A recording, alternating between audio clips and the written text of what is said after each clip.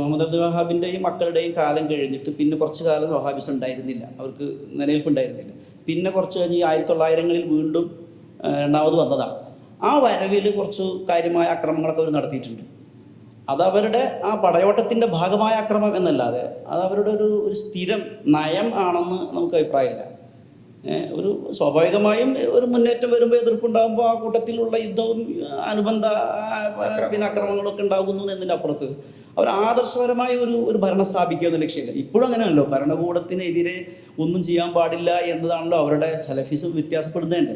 ഷിയീസവും വഹാബി സലഫിസവും തമ്മിലുള്ള അടിസ്ഥാനപരമായ ഒരു വ്യത്യാസം എന്താണെന്ന് വെച്ചാൽ, ഭരണകൂടം എന്ത് പറയുന്നു, അവർ പ്രത്യക്ഷത്തിൽ ശക്തമായ ഭാഷയിൽ തൗഹീദിന് വിരുദ്ധമായ ഇസ്ലാം വിരുദ്ധമായ കാര്യങ്ങൾ അടിച്ചേൽപ്പിക്കാത്തിടത്തോളം കാലം ഭരണകൂടം എന്ത് പറയുമ്പോഴും അതിന് ഒപ്പം നിൽക്കണമെന്നാണ്, ഫിത്തന ഉണ്ടാക്കരുതെന്നാണ് സലഫി നിലപാട്. അതാണ് നമ്മൾ ഈ അറബി രാജാക്കന്മാരുടെ നിലപാടിനെ നമ്മൾ പലപ്പോഴും ഒരു ഭീരുത്വമാണ്, അല്ലെങ്കിൽ അവിടെ എന്തുകൊണ്ട് വിപ്ലവം നടക്കുന്നില്ല എന്നൊക്കെ നമ്മൾ പറയുന്നതിൻ്റെ ചോദിക്കുന്ന കാര്യം അത് അവരുടെ നിലപാടാണ്. സലഫിൻ്റെ ഒരു നിലപാട് തന്നെ അതാണ്. പിന്നെ ശുദ്ധമായ അല്ലെങ്കിൽ വ്യക്തമായ കൃത്യമായ ഇസ്ലാം വിരുദ്ധ കാര്യങ്ങൾ അടിച്ചേൽപ്പിക്കുന്നത് വരെയും അവർക്കെതിരെ സമരത്തിൽ നിൽക്കാൻ പാടില്ല.